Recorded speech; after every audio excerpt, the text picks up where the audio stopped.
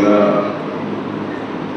نحمده ونستعينه ونستغفره ونؤمن به ونتوكل عليه ونعوذ بالله من شرور أنفسنا ومن سيئات أعمالنا من يهده الله فلا مضل له ومن يضلل فلا هادي له وأشهد أن لا إله إلا الله وحده لا شريك له وأشهد أن محمدا عبده ورسوله أرسله بالحق بشيرا ونذيرا وداعيا إلى الله بإذنه وسراجا منيرا أما بعد فإن أحسن الحديث كتاب الله وخير الهدي هدي محمد صلى الله عليه وسلم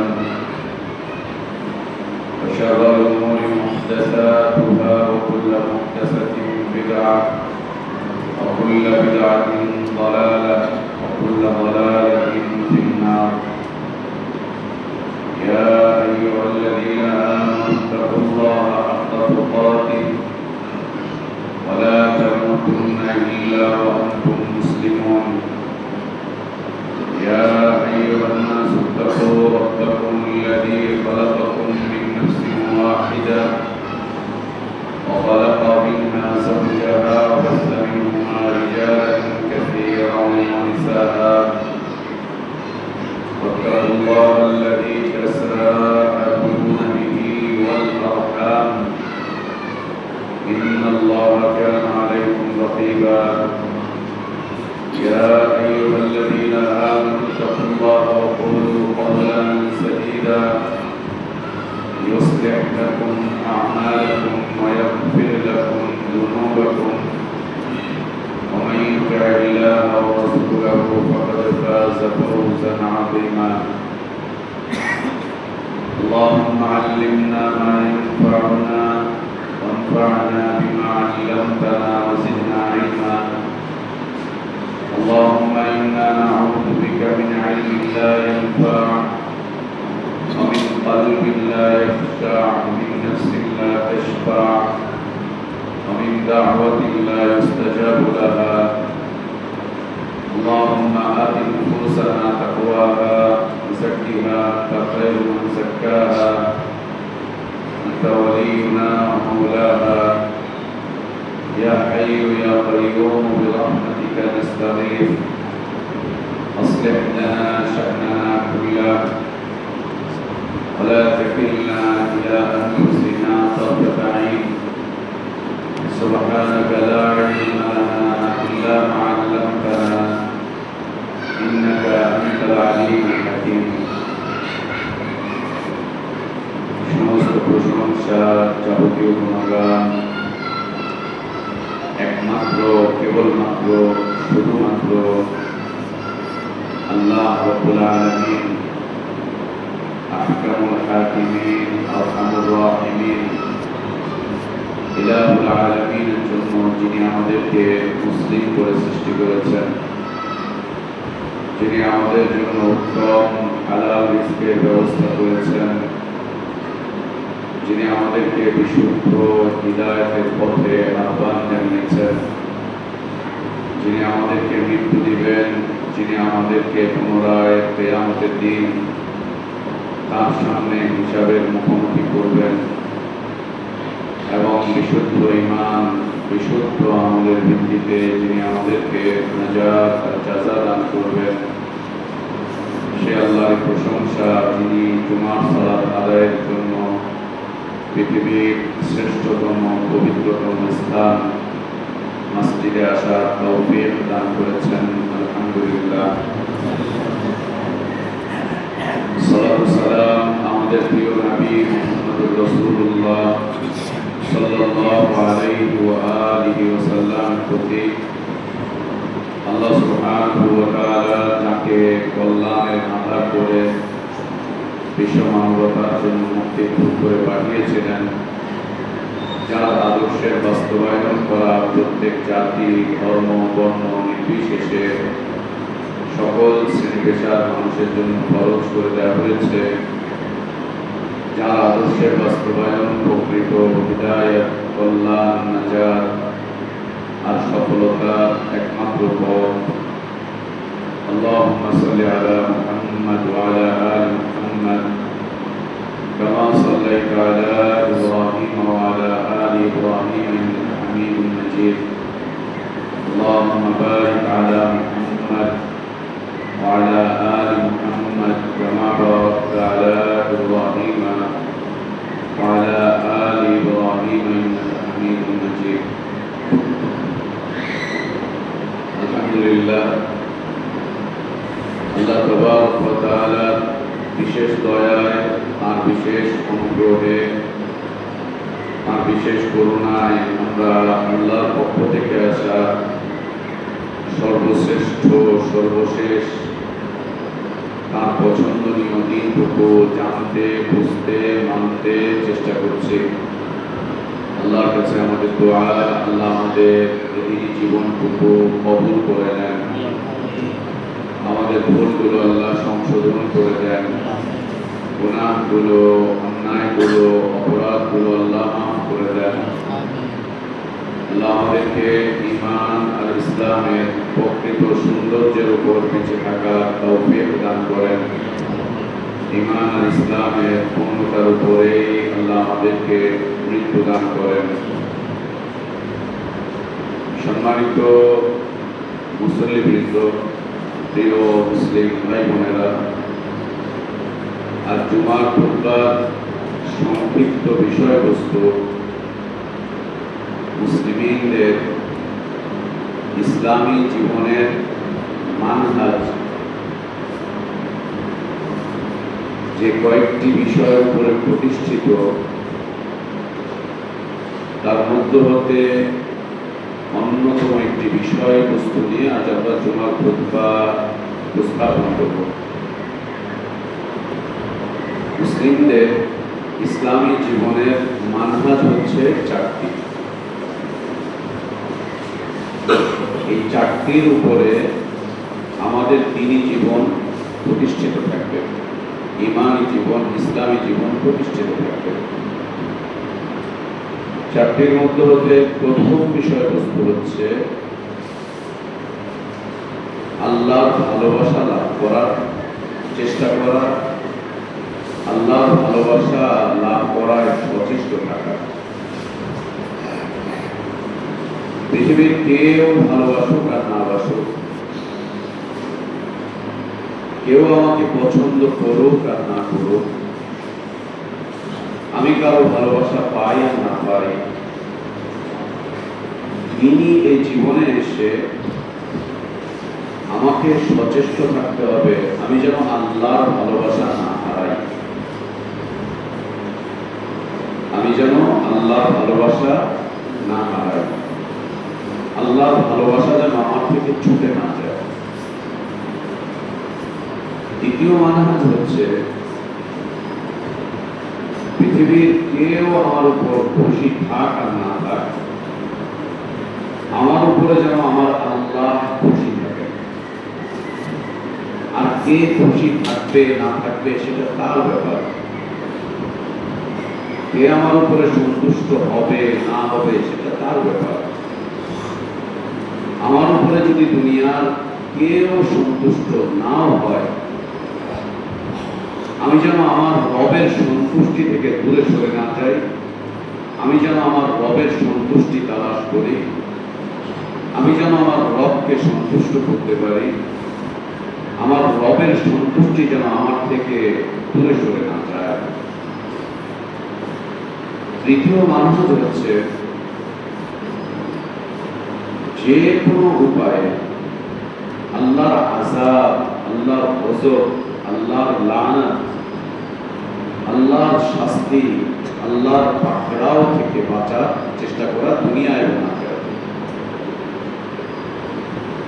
দুনিয়া আমাকে যত শাস্তি দিন, আমি যেন আল্লাহর শাস্তিতে পড়ে না যাই। দুনিয়া আমাকে যত পাকড়াও করুক, দুনিয়া আমাকে নিয়ে যত ষড়যন্ত্র করুক, দুনিয়া আমার ব্যাপারে যত যাই কিছু করো, আমি যেন আল্লাহর পাকড়াওয়ের অন্তর্ভুক্ত হয়ে না যাই, আল্লাহর শাস্তির যোগ্য যেন আমি না করি, আমাকে যেন আল্লাহ শাস্তি না দেয়, আমি যেন আমার আল্লাহর শাস্তি থেকে বাঁচতে পারি, আল্লাহর আযাব থেকে যেন আমি বাঁচতে পারি, আল্লাহর গজব থেকে যেন আমি বাঁচতে পারি, আমি যেন আল্লাহর লানত থেকে বাঁচতে পারি দুনিয়াতে এবং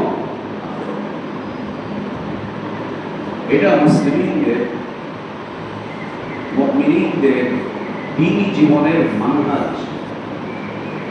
আমরা যা করছি দুনিয়াতে সব কিছু দিয়ে আল্লাহর আযাব থেকে বাঁচার চেষ্টা করি। আল্লাহ আমাকে সন্তান দিয়েছেন, আমি যেন এই সন্তানের মাধ্যম দিয়ে আল্লাহর আযাব থেকে বাঁচতে পারি। আল্লাহ আমাকে একটা পরিবার দিয়েছেন, স্ত্রী দিয়েছেন, আল্লাহ আমাকে শারীরিক শক্তি দিয়েছেন, বুদ্ধিমত্তা দিয়েছেন, জ্ঞান দিয়েছেন, অর্থ দিয়েছেন, বিত্ত দিয়েছেন, প্রভাব দিয়েছেন, প্রতিপত্তি দিয়েছেন, শারীরিক সুস্থতা দিয়েছেন, দুনিয়াতে একটা সুন্দর পরিচয় দিয়েছেন। এই সব কিছু যেন আমাকে আল্লাহর আযাবে ঠেলে না দেয়, এগুলো যেন আমাকে আল্লাহর আযাবের মুখোমুখি করে না, আমি যেন এগুলো দিয়ে আল্লাহর আযাবে পতিত না হই। আমার অর্থ দিয়ে, আমার বিত্ত দিয়ে, আমার প্রভাব দিয়ে, আমার প্রতিপত্তি দিয়ে, আমার জ্ঞান দিয়ে, আমার বুদ্ধি বিবেক দিয়ে, আমার সমাজ সামাজিকতা দিয়ে, আমার দুনিয়ার অবস্থান দিয়ে, আমার পরিবার দিয়ে, আমার সন্তান দিয়ে, আমার শারীরিক শক্তি দিয়ে, কোনো কিছু দিয়ে যেন আমি আল্লাহর আযাবে পতিত না হই, বরং আমার সব কিছু উৎসর্গ করার মাধ্যম দিয়ে যেন আমি আমার আল্লাহর আযাব থেকে বাঁচতে পারি, আমি যেন আমার আল্লাহর আযাব থেকে বাঁচতে পারি যে কোনো উপায়। এটা হচ্ছে দ্বিতীয় মানহাজ। মানহাজের দ্বিতীয় বিষয় এটি। চতুর্থ বিষয় হচ্ছে আমি যেন আমার আল্লাহর জান্নাত থেকে মাহরুম হয়ে না যাই, আমি যেন আমার আল্লাহর জান্নাত থেকে মাহরুম হয়ে না যাই, বঞ্চিত যেন না হই আল্লাহর জান্নাত থেকে, দুনিয়ার জান্নাত থেকে না, আল্লাহর জান্নাত থেকে, শয়তানের তৈরি করা জান্নাত থেকে না। এখান থেকে মাহরুম হওয়া ওয়াজিব। দুনিয়ার জান্নাত থেকে আমরা মাহরুম হতেই হবে আমাদের, কিন্তু আমরা আল্লাহর জান্নাত থেকে যেন ছিটকে না পড়ি, ওখান থেকে যেন আমরা মাহরুম হয়ে না যাই, জান্নাত থেকে যেন আমরা বঞ্চিত না হই, বরং সব কিছু বিনিময় করে যেন আমরা আল্লাহর জান্নাতে অন্তত পা রাখার জায়গাটুকু পাই, অন্তত পক্ষে যেন জান্নাতে পা রাখার জায়গাটুকু পাই। কেন? আল্লাহ নবী সাল্লাল্লাহু আলাইহি ওয়াসাল্লাম বলেছেন, জান্নাতে শুধু পা রাখার জায়গাটুকু, শুধু পা রাখার জায়গা, খায়রুম মিনাদ দুনিয়া ওয়া মা ফিহা, পুরো দুনিয়া বিক্রি করে দিলেও, পুরো দুনিয়া বিনিময় করে দিলেও জান্নাতে পা রাখার জায়গাটুকুর মূল্য হবে না। পুরো দুনিয়া দিয়ে, দুনিয়া এবং দুনিয়াতে যা কিছু আছে সব কিছু বিনিময় করেও জান্নাতের এক বিঘত জায়গা কেনা হবে না, এক বিঘত পা রাখার জায়গা, এটা কেনা হবে না। গোটা দুনিয়া বিনিময় করে দিও। এটি আমাদের মানহাজের চতুর্থ দিক, এই জীবনে পথ চলার একটি চতুর্থ দিক। এই চারটি বিষয় থেকে যেন আমরা কখনোই মাহরুম না হই, কখনোই যেন মাহরুম না হই। এক নম্বর বিষয়, আমরা যেন আল্লাহর ভালোবাসা থেকে কখনোই বঞ্চিত না হই। কে আমাকে ভালোবাসছে, কে আমাকে ভালোবাসছে না, এইটা খোঁজার বিষয়বস্তু আমাদের না। আমাদের খোঁজার বিষয়বস্তু হচ্ছে আমি আমার রবের ভালোবাসার যোগ্য হয়েছি কিনা, আমার রবের ভালোবাসার উপযোগী হতে পেরেছি কিনা, আমি আমার রবের ভালোবাসা পাবো কিনা, আমার রব আমাকে ভালোবাসেন কিনা। এবং এই প্রত্যেকটা বিষয়ে আলাদা আলাদা কিছু নিদর্শন রয়েছে। আল্লাহর ভালোবাসা প্রাপ্ত মানুষদের কিছু নিদর্শন রয়েছে, যে নিদর্শনগুলো আসলে আমরা বুঝতে পারবো যে আমরা আল্লাহর ভালোবাসা লাভ করতে যাচ্ছি। একইভাবে আল্লাহর সন্তুষ্টি লাভে সচেষ্ট থাকা, যারা আল্লাহকে সন্তুষ্ট করতে পারে দুনিয়াতে, তাদের কিছু আলামত রয়েছে, নিদর্শন। দ্বিতীয়ত হচ্ছে যে কোনো উপায়ে আল্লাহর জাহান্নাম থেকে বাঁচতে সচেষ্ট থাকা, যে কোনো উপায়ে। এবং এই উপায়গুলো হতে হবে বৈধ, অবৈধ কোনো উপায় না। পীর ধরে জাহান্নাম থেকে বাঁচার চেষ্টা করছে, অবৈধ। রাজনীতি করে জাহান্নাম থেকে বাঁচার চেষ্টা করছে, অবৈধ। মাজার দরগায় গিয়ে ওখানে কিছু ভক্তি আর সিন্নি দিয়ে জাহান্নাম থেকে বাঁচার চেষ্টা করছে, অবৈধ। সালাত পরিত্যাগ করে জাহান্নাম থেকে বাঁচার চেষ্টা করছে, অবৈধ।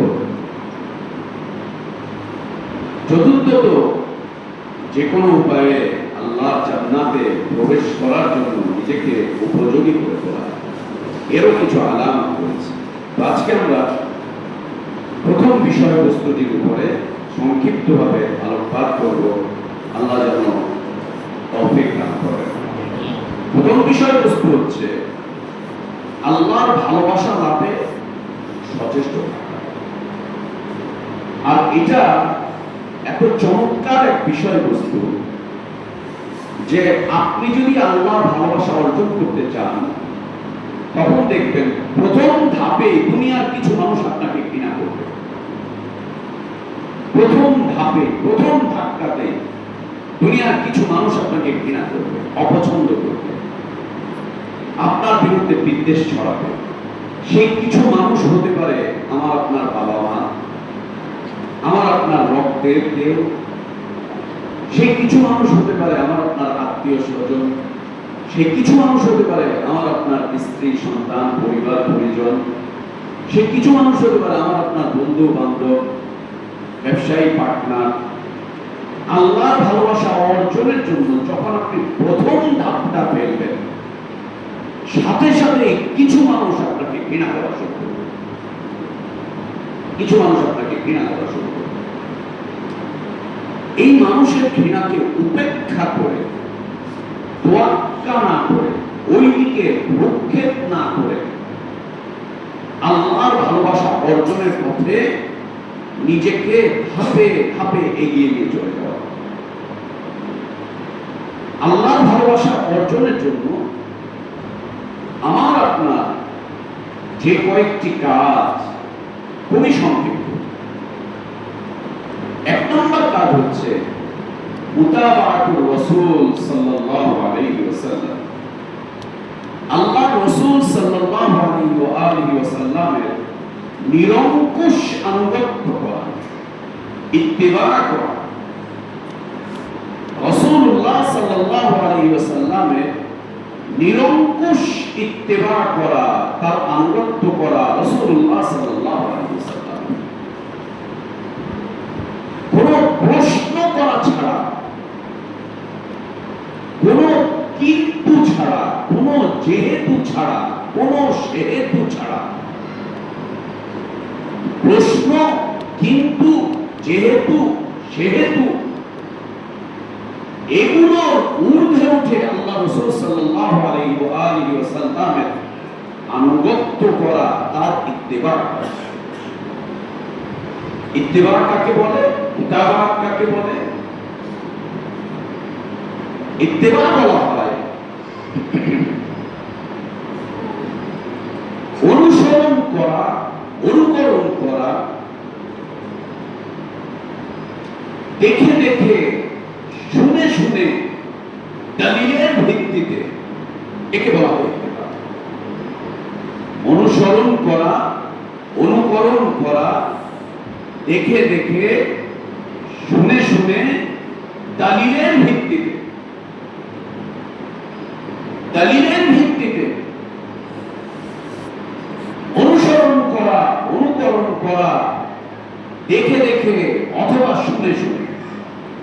একে কি বলে? ইত্তিবা বলে। এই ইত্তিবাটা হবে শুধুমাত্র কেবলমাত্র একমাত্র রাসূলুল্লাহ সাল্লাল্লাহু আলাইহি ওয়াসাল্লামের, আর কারো। এই ইত্তিবার বিপরীত শব্দ হচ্ছে তাকলীদ। তাকলীদ হচ্ছে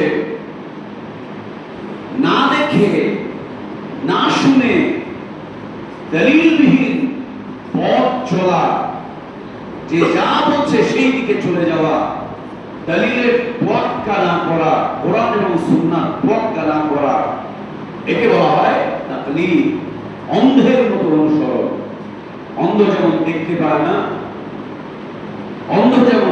পায় না, বধির যেমন শুনতে পায় না, এরা যেমন চলতেই থাকে, যে যা বলে সেটাই মানতে থাকে, এইটাকে বলা হয় তাকলীদ। ইত্তিবার বিপরীত শব্দ হচ্ছে তাকলীদ।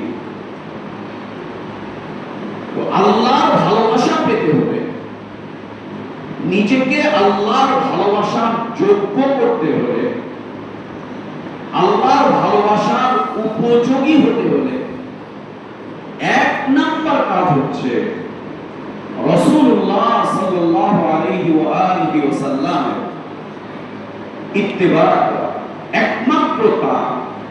দ্বিতীয় কারণ, তার বিপরীতে অথবা তার সমমান হয়ে যেই আসবে তাদেরকে বর্জন করতে হবে।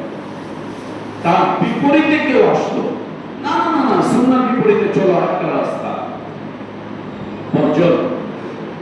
অথবা তার সম্মান, হ্যাঁ হ্যাঁ এটা সুন্নাহ, কিন্তু এইটাও তো আমাদের হুজুর বলেছে, এটাও তো কম না, এটাও তো হালকা না, এটাও কম না, এটাও হালকা না, এটা আমাদের হুজুর বলছে, এটাও তো গত ১৫০০ বছর যখন চলে আসতেছে, তার মতো করে দেখাবার চেষ্টা করছে। বর্জন।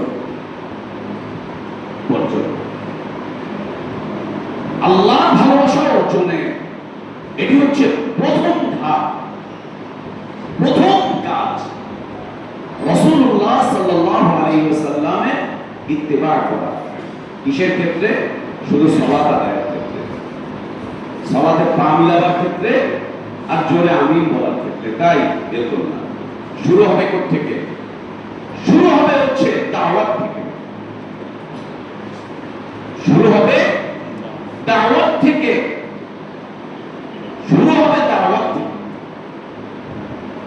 আল্লাহ রাসূল সাল্লাল্লাহু আলাইহি ওয়াসাল্লাম যেই দাওয়াত নিয়ে এসেছিলেন, আল্লাহ তাবারক ওয়া তাআলা তাকে দিয়ে যেই দাওয়াত পরিচালনা করিয়েছিলেন, যেই দাওয়াতের উপর তিনি প্রতিষ্ঠিত ছিলেন, যেই দাওয়াতের জন্য তিনি এত অক্লান্ত সংগ্রাম করে গেলেন, যেই দাওয়াতের জন্য তিনি নির্যাতিত হলেন, নিগৃহীত হলেন, যেই দাওয়াতের জন্য তার মাথা ফাটলো, তার দাঁত ভাঙলো, যেই দাওয়াতের জন্য সারা দুনিয়া তার বিরুদ্ধে শত্রুতায় লিপ্ত হলো, সেই দাওয়াতের ক্ষেত্রে আল্লাহ নবী সাল্লাল্লাহু আলাইহি ওয়াসাল্লামের ইত্তিবা করা, সেই দাওয়াত শুরু এটা, সেই দাওয়াত, ওই দাওয়াত যদি পেয়ে যাই, ওই দাওয়াতকে নাকচ করা কোন উপায় যেন আমাদের মধ্যে না আসে, কোন উপকরণ যেন আমাদের মধ্যে না আসে। আর আল্লাহ নবী সাল্লাল্লাহু আলাইহি ওয়াসাল্লামের দাওয়াতের বিপরীতে যত দাওয়াত আসবে, সে যত বড় স্কলার নিয়ে আসুক, মক্কার খাদেম নিয়ে আসুক, মদিনার খাদেম নিয়ে আসুক, অমুক আর তমুক নিয়ে আসুক, বড় প্রফেসর নিয়ে আসুক, অথবা পিএইচডি ডিগ্রিধারী নিয়ে আসুক, অনেক বড় কেউ আসুক, বড় আমির সাহেব আসুক, যেই আসুক, আল্লাহ নবীর দাওয়াতের বিপরীতে কারো দাওয়াতের ইত্তিবা করলে আল্লাহর ভালোবাসা পাওয়া যায়। নবী সাল্লাল্লাহু আলাইহি ওয়াসাল্লামের দাওয়াতের বিপরীতে অন্য কারো দাওয়াতকে কবুল করলে আল্লাহর ভালোবাসার রাস্তা থেকে বঞ্চিত হতে হবে, একদম বঞ্চিত হতে হবে। সেই দাওয়াত এখন যেই নিয়ে আসুক না কেন। কেউ যদি এসে বলে আমি মক্কা শরীফের ইমাম সাহেব এসে বলছি আমি একটা দল খুলেছি সেটা আমিন আমি, আর আপনারা দেন আমাদের হাতে বায়াত দেন, আপনারা এই দাওয়াত নিয়ে আপনি মক্কা শরীফে যান, ওখানে গিয়ে যান, এখানে চলবে না। প্রথম কাজ হচ্ছে দাওয়াত।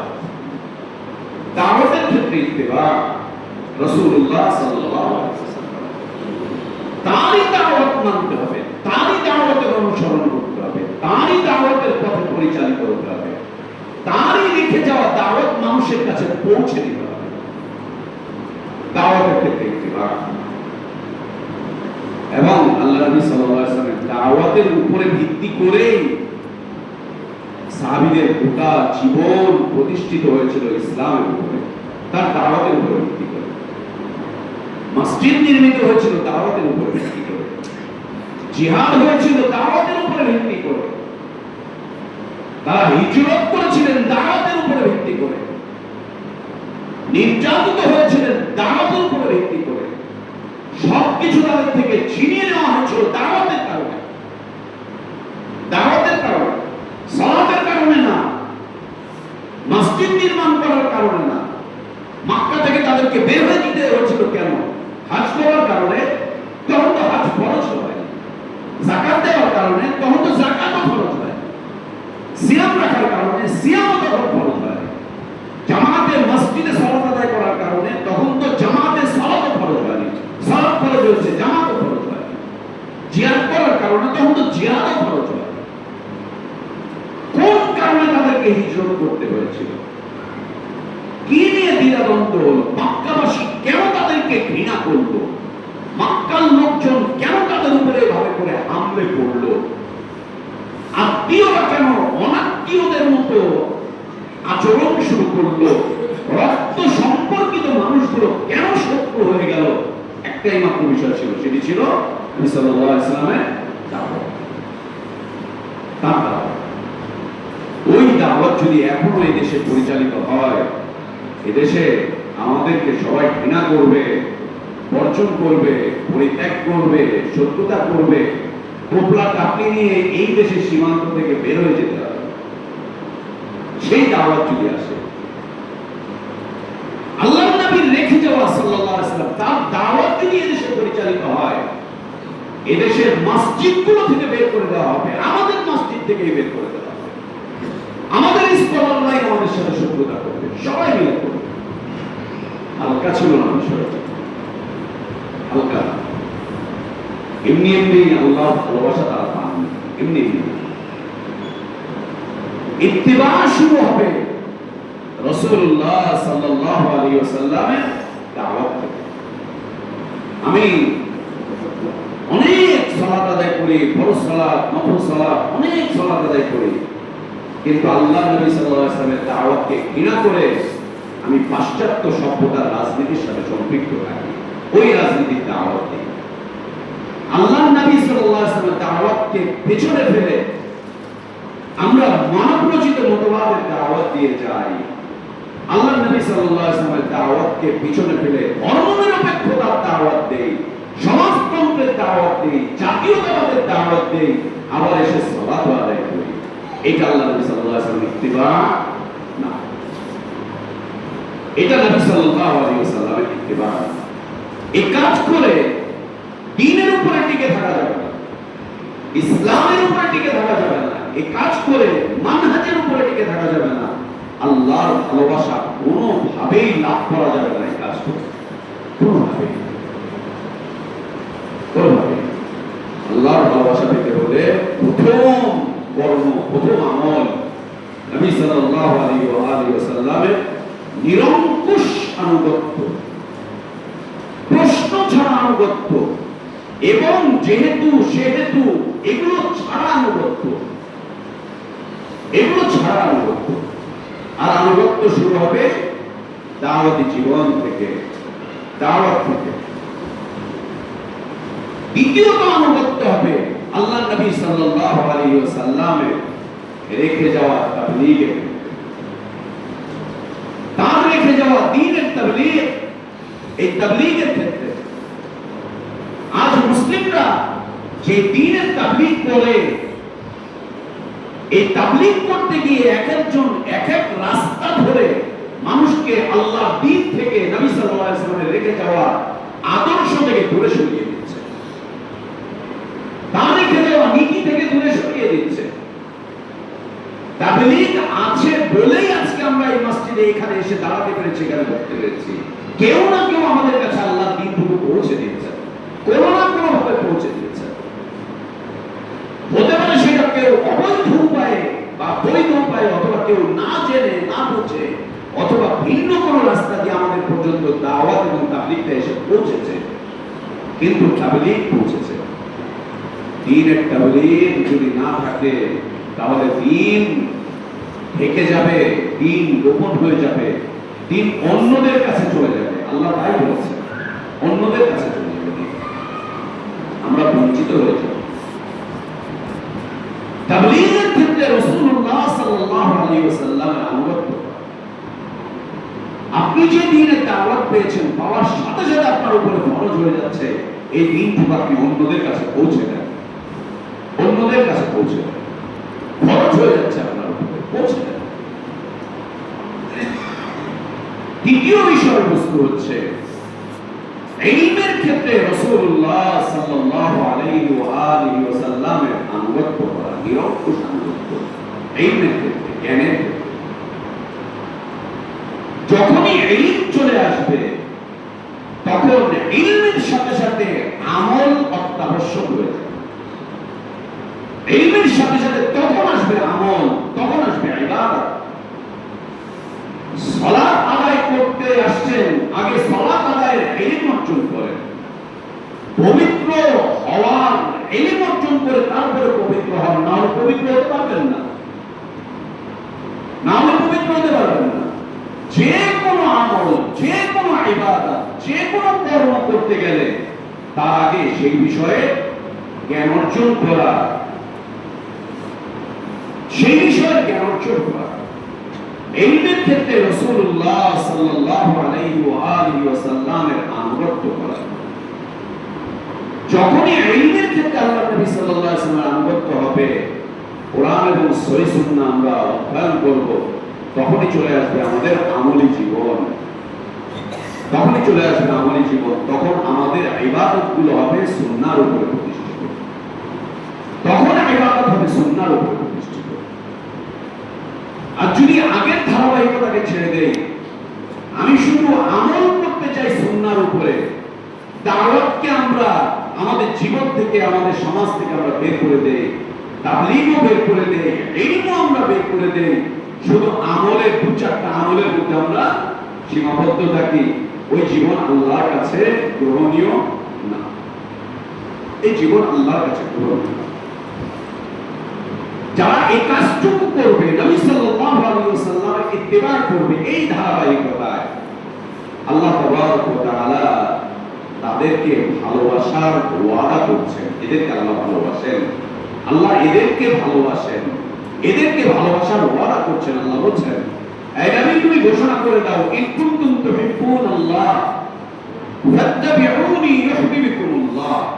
এই নবী তুমি বলো, ইন কুনতুম তুহিব্বুনাল্লাহ, যদি তোমরা আল্লাহকে ভালোবাসতে চাও, ফাত্তাবিউনি, আমার ইত্তিবা করো, নিরঙ্কুশ অনুসরণ করো, আমার অনুসরণ করো, আমার অনুকরণ করো, দেখে দেখে, শুনে শুনে, দলিলের ভিত্তিতে। দেখে দেখে মানে আমরা তো এখন নবী সাল্লাল্লাহু আলাইহি ওয়াসাল্লামকে দেখবো না, যারা দেখেছেন তারা জানিয়েছেন।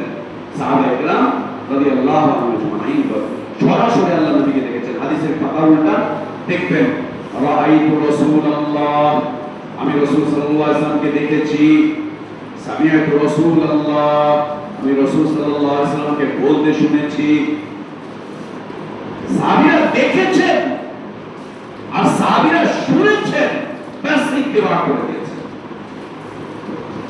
সেটাই দলিল আকারে আজ আমাদের পর্যন্ত, আজকে ১৫০০ বছর পরে এসে আমাদের পর্যন্ত এসে পৌঁছেছে। আমরা আল্লাহ নবীকে দেখিনি, কিন্তু হাদিস যখন পড়ি মনোযোগ দিয়ে, তখন মনে হয় যেন আমরা আল্লাহ নবীকে দেখছি। হাদিস যখন পড়ি যে সামিআতু রাসূলুল্লাহ, তখন মনে হয় যেন আমরা শুনতেও পাচ্ছি, মনে হয় যেন আমরা শুনতে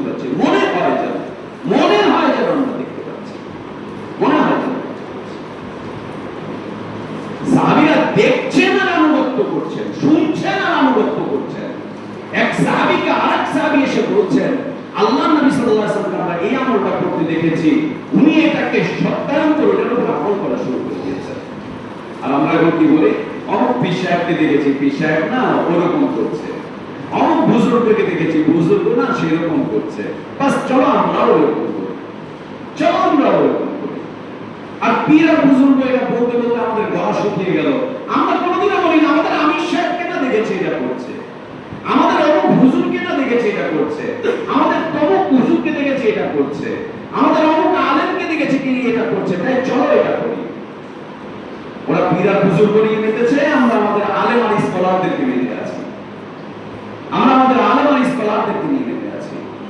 হাত থেকে কোরআন ছেড়ে দিয়েছে, হাত থেকে হাদিসের কিতাব ছেড়ে দিয়েছে, আলেম আর স্কলারকে নিয়ে মেতে আছি। সুবহানাল্লাহ। না, আল্লাহ বলছেন, ইন কুনতুম তুহিব্বুনাল্লাহ ফাত্তাবিউনি ইউহিব্বুকুমুল্লাহ। যদি আল্লাহকে ভালোবাসতে চাও আর আল্লাহর ভালোবাসা যদি পেতে চাও, তাহলে আমার ইত্তিবা করো, আমার ইত্তিবা করো, আমার ইত্তিবা করো। আল্লাহর নবীকে দিয়ে আল্লাহ ভালোবাসেন, যদি ইত্তিবা করো তাহলে কি হবে? ইউহিব্বুকুমুল্লাহ, আল্লাহ তোমাদেরকে ভালোবাসবে। দুনিয়াতে তাহলে আল্লাহর ভালোবাসা প্রাপ্ত মানুষ কারা? যারা জীবনের সকল ক্ষেত্রে রাসূলুল্লাহ সাল্লাল্লাহু আলাইহি ওয়াসাল্লামের নিরঙ্কুশ আনুগত্য করে। এটা একটা নিদর্শন, এটা একটা নিদর্শন। যারা সহি সুন্নাহ মেনে চলে এরা আল্লাহর ভালোবাসা প্রাপ্ত। জীবনের কোন ক্ষেত্রে? সকল ক্ষেত্রে। যেটাই সহি সুন্নাহর বাইরে ওটাকে তারা পরিত্যাগ করে, ওটাকে তারা ছেড়ে দেয়, ওটা বর্জন করে। এটা সুন্নাহর বাইরে আমি এটা করবো না, এটা সুন্নাহর বাইরে, ওটা আমি আমার ঘরে নিব না, ওটা আমার বাড়িতে আমি নিব না, ওটা আমার দোকানে আমি রাখবো না, এটা সুন্নাহর খেলাফ। ওই খাবার খাবো না, ওই অবস্থা নিব না, পরিবারে ওটা নিব না, ওটা সুন্নাহর খেলাফ, সুন্নাহ পরিপন্থী, ওটা নিব না। ইউহিব্বুকুমুল্লাহ। আর আল্লাহ যাদেরকে ভালোবাসেন তাদেরকে আল্লাহ তাবারক ওয়া তাআলা বিশেষ একটা পুরস্কার দান করেন, বিশেষ একটা পুরস্কার। সেটা কি? ওয়ায়াগফির লাকুম যুনুবাকুম আল্লাহু গফুরুর রহিম।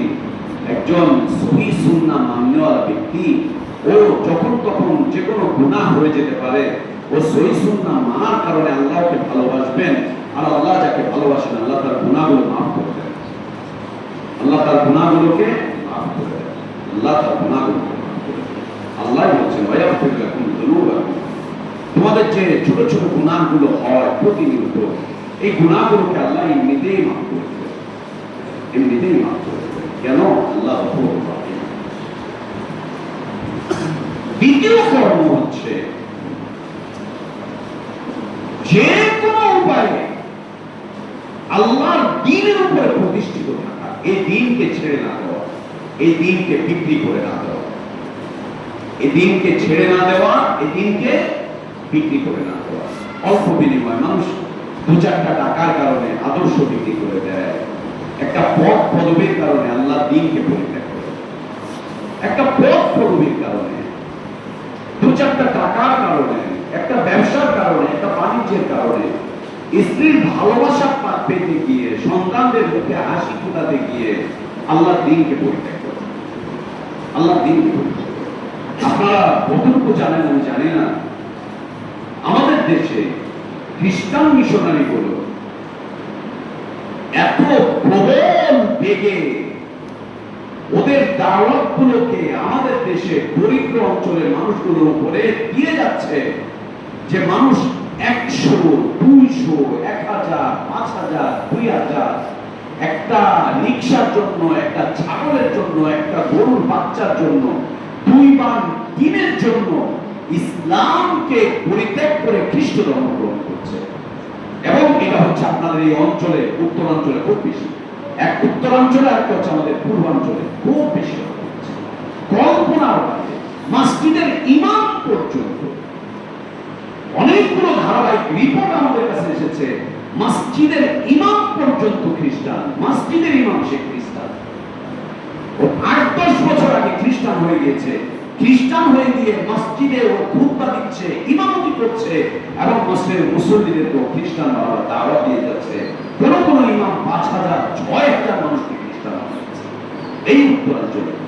এই রংপুর, গাইবান্ধা, দিনাজপুর আর এই সমস্ত অঞ্চলে কিসের জন্য? একটা বকরি দিয়েছে, একটা গরুর বাছুর দিয়েছে, একটা সেলাই মেশিন দিয়েছে, 2 মান টিন কিনে দিয়েছে, 1 বস্তা চাল দিয়েছে, বাচ্চা কাচ্চাদেরকে স্কুলে লেখাপড়া ফ্রি করে দিয়েছে। বাস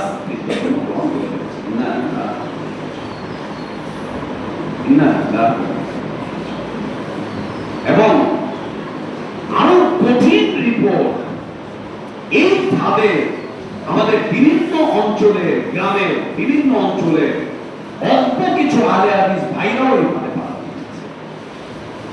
জামালপুরের একটা অঞ্চলে অনেকগুলো আলে হাদিস পরিবার প্রতিষ্ঠা হয়ে গিয়েছে, অনেকগুলো আলে হাদিস পরিবার জামালপুরের একটা অঞ্চলে, দিনাজপুরের কিছু অঞ্চলে, ঠাকুরগাঁয়ের কিছু অঞ্চলে অনেক আগে থেকে পারিবারিক ভাবে আলে হাদিস প্রতিষ্ঠা হয়ে গেছে।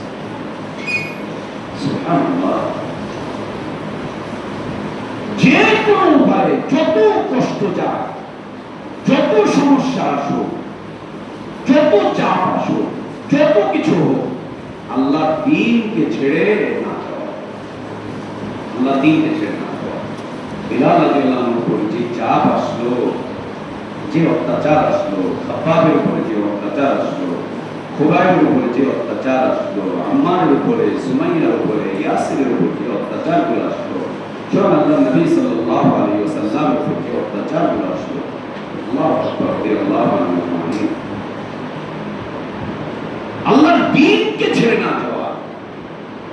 কোন দিন? যেদিন আল্লাহ নাযিল করেছেন, যেই দ্বীনের দাওয়াত রাসূলুল্লাহ সাল্লাল্লাহু আলাইহি ওয়াসাল্লাম দিয়েছেন, যেই দ্বীনের দাওয়াত সাহাবায়ে কেরাম রাদিয়াল্লাহু আনহুম আজমাইন কবুল করে তার উপরে প্রতিষ্ঠিত ছিলেন, ওই দ্বীনকে ছেড়ে না যাওয়া। এর বাইরে যে দিনগুলো আছে ওইগুলো ছেড়ে দেওয়া ফরজ। হুজুর কিছু দিন তৈরি করেছে, ওটা ছাড়া ফরজ। বুজুর্গরা কিছু দিন তৈরি করে দিয়েছে, ওইটা ছেড়ে দেওয়া ফরজ আমাদের উপরে। নেতারা কিছু দিন তৈরি করে দিয়েছে, ওইটা ছেড়ে দেওয়া ফরজ। আমার আপনার বাপ দাদারা কিছু দিন তৈরি করে দিয়েছে, ওগুলো ছেড়ে দেওয়া ফরজ, ওয়াজিব, ওটা ছাড়তেই হবে।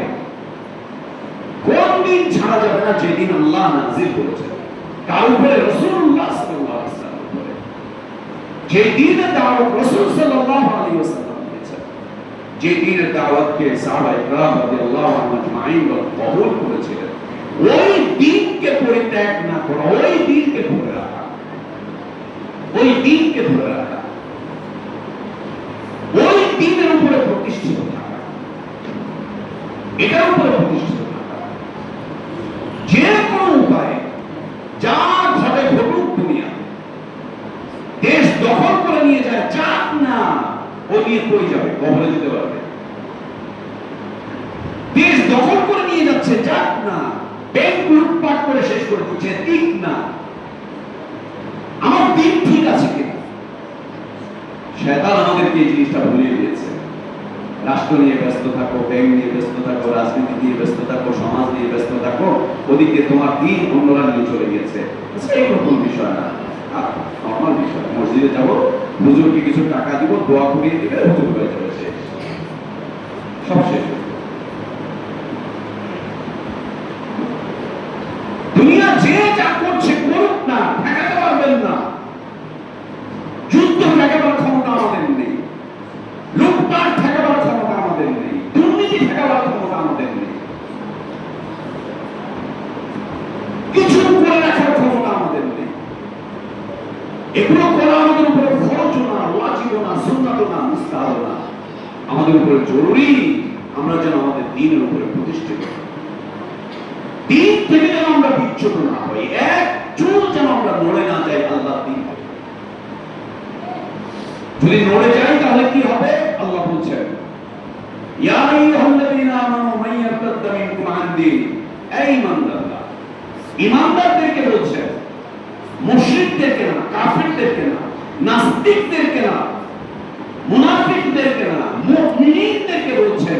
এই আয়াত যখন নাযিল হচ্ছে তখন আল্লাহর নবীর সামনে সাহাবীরা রাদিয়াল্লাহু আনহুম আজমাইন তারা বসা আছেন। আল্লাহ বলছেন, ইয়া আইয়ুহাল্লাযীনা আমানু, এই ঈমানদাররা, মান ইয়ারতাদ্দা মিনকুম আন দীনিহি, তোমাদের মধ্যে হতে যে ব্যক্তি তার দ্বীনকে পরিত্যাগ করে মুরতাদ হয়ে যাবে, তোমাদের মধ্যে হতে যে আল্লাহর দ্বীনকে পরিত্যাগ করবে, আল্লাহর দ্বীনকে ছেড়ে দিবে, আল্লাহর দ্বীনকে বাদ দিয়ে দিবে, আল্লাহর দ্বীন থেকে বের হয়ে যাবে। যাবে তো যাও, সমস্যা কিছু, আল্লাহ স্বাধীনতা দিয়ে রেখেছে, যাও। তুমি বের হয়ে যাবে, তুমি মনে করতে চাও না তুমি চলে যাওয়ার কারণে আল্লাহর দ্বীন শূন্য হয়ে পড়ে থাকবে। আল্লাহ জানাচ্ছেন ফাসাউফা ইয়াতিল্লাহু বিকাউম, তুমি ঈমান হারা হবে, তুমি দ্বীন ছেড়ে দিবে, দ্বীনকে পরিত্যাগ করবে, তোমার এই জায়গাটাতে আল্লাহ আরেকটা ঈমানদার জাতিকে এনে এখানে প্রতিষ্ঠিত করে দিবেন। আরেক জাতি এসে এখানে চলে আসবে, হিন্দু থেকে মুসলিম হয়ে যাবে, ও আল্লাহর দ্বীন মানবে, খ্রিস্টান থেকে মুসলিম হবে, ও আল্লাহর দ্বীন মানবে, বৌদ্ধ থেকে মুসলিম হবে, ও আল্লাহর দ্বীন মানবে, নাস্তিকতা থেকে বড় করে ঈমানদার হবে, ও আল্লাহর দ্বীন মানবে, অন্যরা সৌভাগ্য নিয়ে নেবে আর তুমি বঞ্চিত হয়ে যাবে।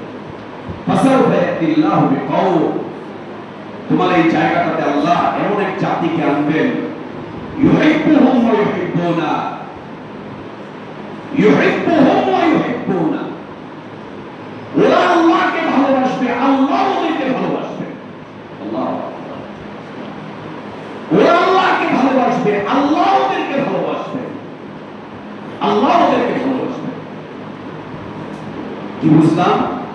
আল্লাহর দ্বীনের উপরে যারা অটল থাকে, অবিচল থাকে, মাটি কামড়ে, না খেয়ে না দে, অত্যাচারিত হয়ে, নির্যাতিত হয়ে, অপদস্থ হয়ে, মানুষের দ্বারা লাঞ্ছিত হয়ে, আক্রান্ত হয়ে যে ব্যক্তি আল্লাহর দ্বীনকে আঁকড়ে ধরে থাকবে, আল্লাহ তাকে ভালোবাসেন এবং এই লোকগুলো আল্লাহকে ভালোবাসে।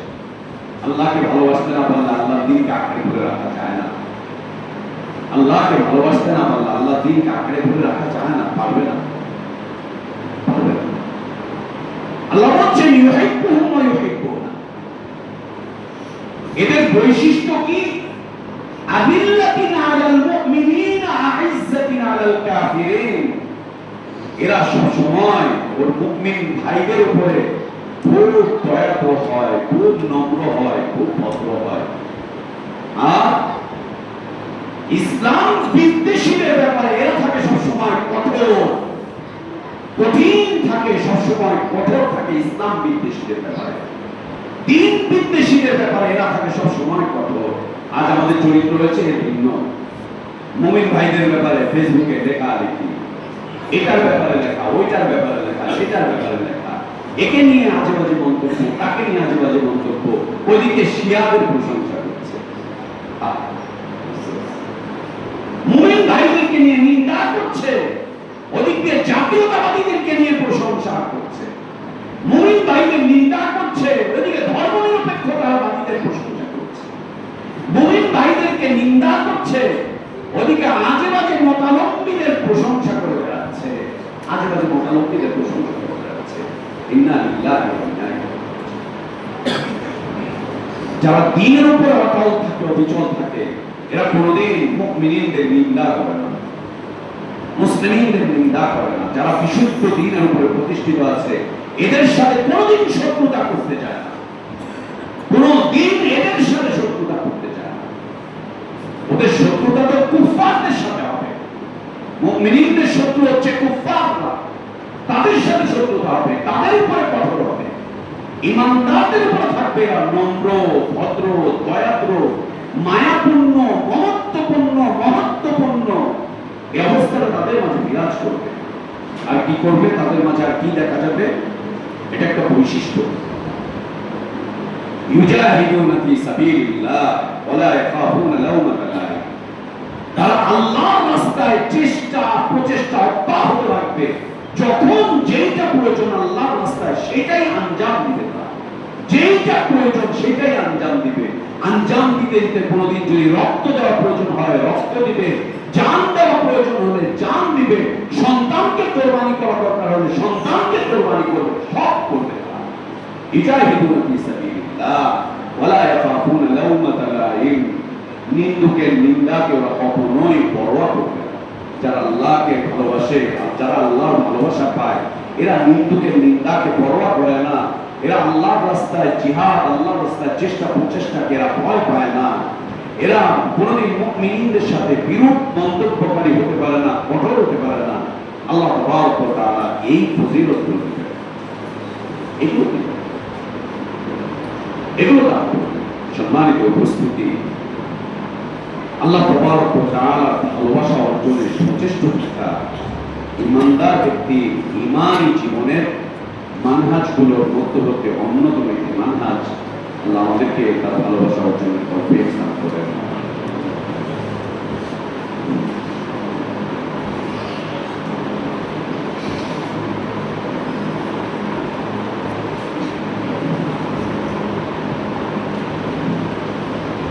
الحمد لله على إحسانه والشكر له على توفيقه وامتنانه وأشهد أن لا إله إلا الله وحده لا شريك له له الملك وله الحمد يحيي ويميت وهو على كل شيء قدير عظيما لشانه وأشهد أن محمدا عبده ورسوله وصفيه وخليله الداعي إلى رضوانه صلى الله عليه وعلى آله وأصحابه وبارك وسلم تسليما كثيرا إلى يوم الدين ثم أما بعد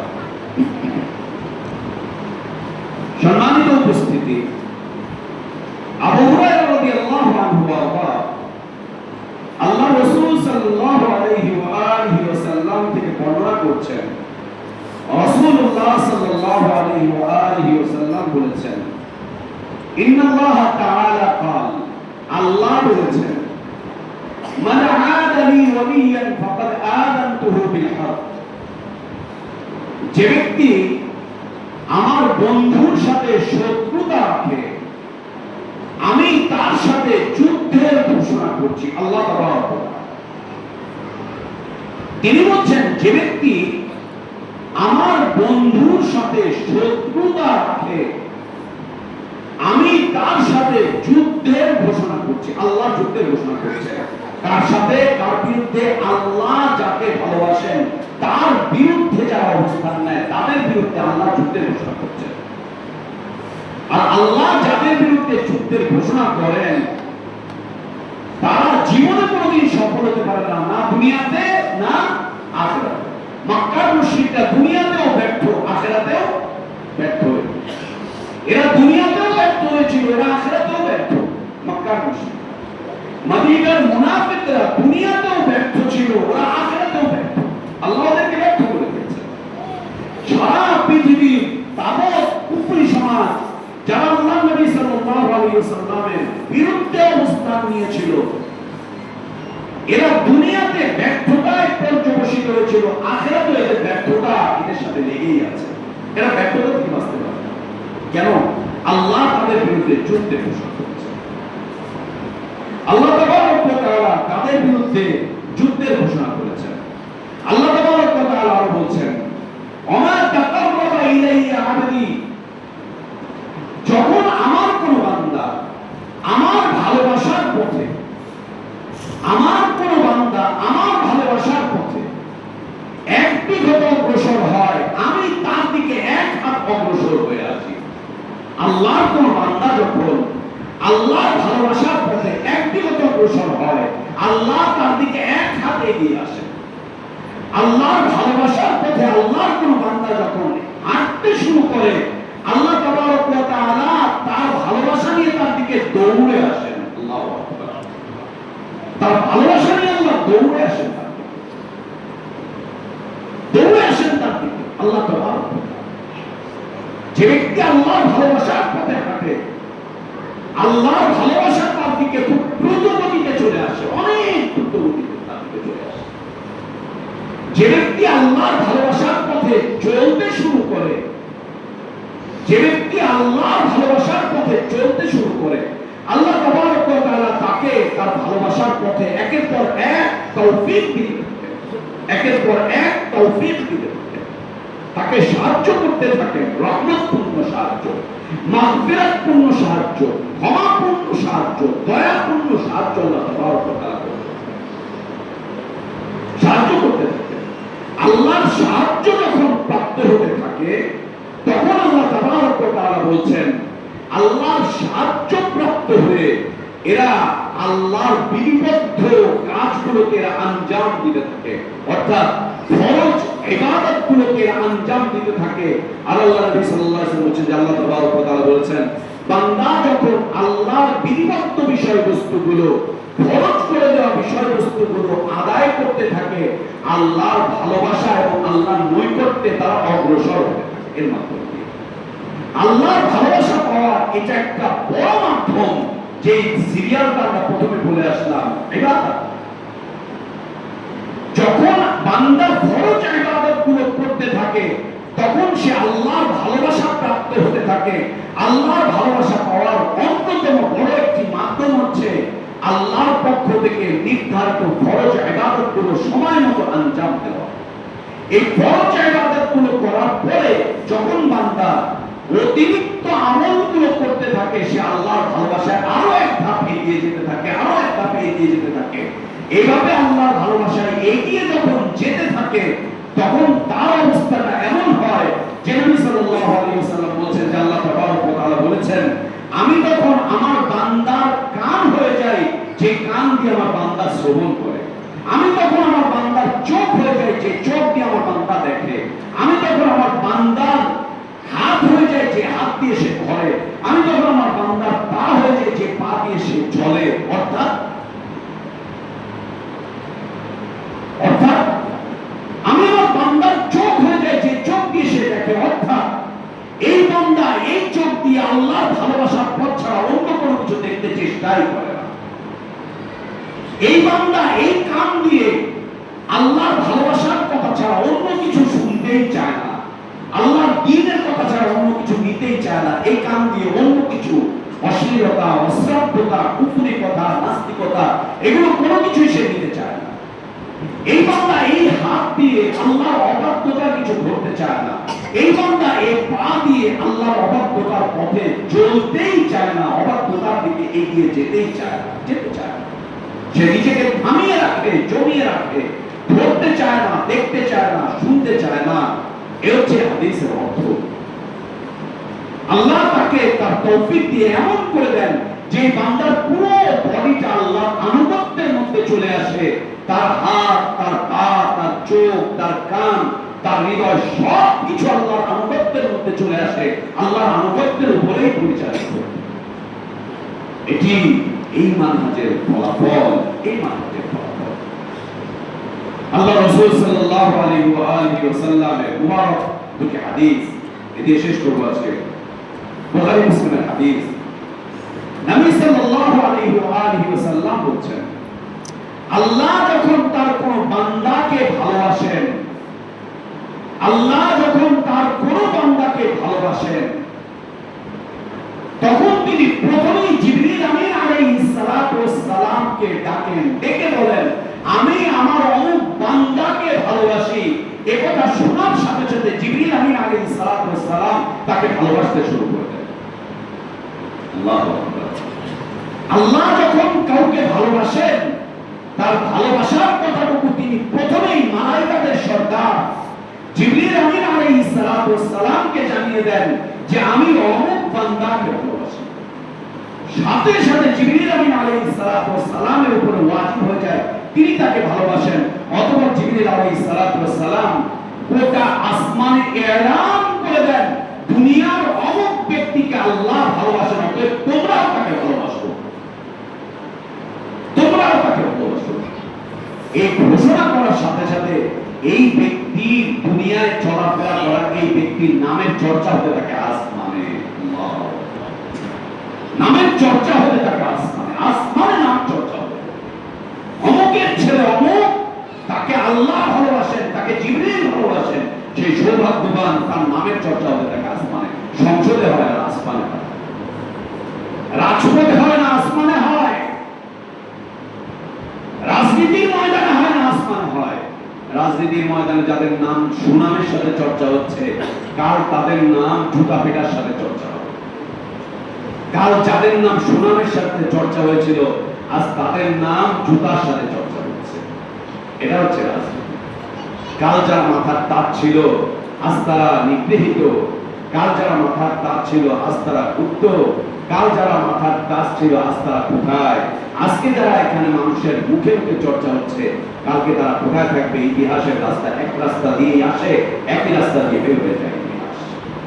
ওরা আসা এবং যাওয়ার রাস্তা একটাই, আল্লাহর ভালোবাসা প্রাপ্ত মানুষদের নামের চর্চা হতে থাকে আসমানে। যাদের নামের চর্চা আসমানে হয় তাদের নিন্দা কোনদিন আসমানে হয় না, কোনদিন তাদের নিন্দা আসমানে হয় না, আসমানে কোনদিন। দ্বিতীয় হাদিস, আল্লাহ নবী সাল্লাল্লাহু আলাইহি ওয়াসাল্লাম বলেছেন, আল্লাহ তাবারক ওয়া তাআলা যাকে ভালোবাসেন তার এই ভালোবাসার কথাটুকু তিনি প্রথমে জিবরিলকে বলেন আলাইহিস সালাতু ওয়াস সালাম। জিবরিল আলাইহিস সালাতু ওয়াস সালামের কথা শুনে তিনি তাকে ভালোবাসতে শুরু করেন। অতঃপর জিবরিল আলাইহিস সালাতু ওয়াস সালাম আসমানে এই লোকের নামের ঘোষণা করে দেন, এলান করে দেন, দুনিয়ায় অমুকের ছেলে অমুক, অমুকের ছেলে অমুক, তাকে আল্লাহ ভালোবাসেন। অতএব তোমাদের উপরে ওয়াজিব করে দেওয়া হলো তোমরাও যেন তাকে ভালোবাসো। গোটা আসমানের সকল মালায়েকাগণ এই লোকটাকে ভালোবাসতে থাকে, এই লোকটাকে ভালোবাসতে থাকে। যখন আসমানের সকল মালায়েকাগণ এই লোকটাকে ভালোবাসে, আসমানে এই লোকের নামের চর্চা হতে থাকে, আসমানে এই লোকটা গৃহীত হয়ে যায়, আসমানবাসীদের কাছে এই লোকটা খুব প্রিয় হয়ে যায়, খুব প্রিয় হয়ে যায়। কে? দুনিয়ায় আল্লাহর ভালোবাসা প্রাপ্ত ব্যক্তি আসমানের অধিবাসীদের কাছে খুব প্রিয় হয়ে যায়, তাদের কাছে এই লোকটা খুব প্রিয় হয়ে যায়।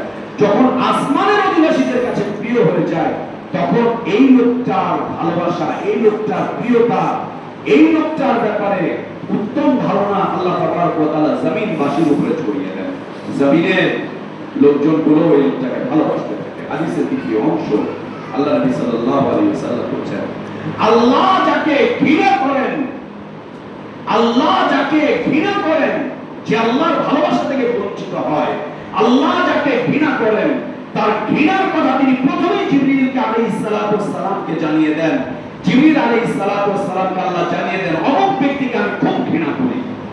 সাথে সাথে জিবরিল আলাইহিস সালাতু ওয়াস সালাম তাকে ঘৃণা করতে থাকেন। অতঃপর জিবরিল আলাইহিস সালাতু ওয়াস সালাম আসমানে ঘোষণা করে দেন, এই লোক অমুকের ছেলে অমুক, অমুককে আল্লাহ ঘৃণা করেন, আমি ঘৃণা করি, অতএব তোমরাও তাকে ঘৃণা করো। আসমানে তাদের নামের নিন্দা হতে থাকে, তাদের চর্চা হতে থাকে, নিন্দিত চর্চা, ওদের ব্যাপারে ঘৃণা ছড়াতে থাকে আসমানে, গোটা আসমানে ওদের নাম ঘৃণার সাথে চর্চা হতে থাকে। অতঃপর ওই নামটা দুনিয়াবাসীর কাছে ছড়িয়ে দেওয়া হয়, দুনিয়াতেও তারা ঘৃণিত ব্যক্তি হিসাবে বিচরণ করে, ঘৃণিত ব্যক্তি হিসাবে দুনিয়া থেকে তারা বিদায় নেয়। তারা যারা আল্লাহ ভালোবাসা অর্জন করতে পারে না, দুনিয়া থেকে তারা ঘৃণিত অবস্থায় বিদায় নেয়, ঘৃণিত অবস্থাতেই তারা দুনিয়া থেকে বিদায় নেয়, ঘৃণিত অবস্থাতেই তারা দুনিয়াতে বিচরণ করে। যদিও বা মানুষ তাদেরকে সম্মান করে, কিন্তু এরা ঘৃণিত আল্লাহর দৃষ্টিতে, এরা ঘৃণিত মালায়েকাদের দৃষ্টিতে, এরা ঘৃণিত আসমানবাসীদের কাছে, এরা ঘৃণিত মুমিনদের কাছে। এই ঘৃণিত জীবন থেকে বের হয়ে আসা একান্ত প্রয়োজন। আল্লাহ আমাদেরকে তৌফিক দান করেন, ঈমানি জীবনের এই মানহাজের উপরে আল্লাহ আমাদের দ্বীনকে প্রতিষ্ঠিত রাখেন, কায়েম রাখেন, দায়েম রাখেন। اللهم اصلح لنا ديننا الذي هو عصمة أمرنا، واصلح لنا دنيانا التي فيها معاشنا، واصلح لنا آخرتنا التي إليها معادنا، واجعل الحياة زيادة لنا في كل خير والموت راحة لنا من كل شر. اللهم اقسم لنا من خشيتك ما تحول به بيننا وبين معصيتك، ومن طاعتك ما تبلغنا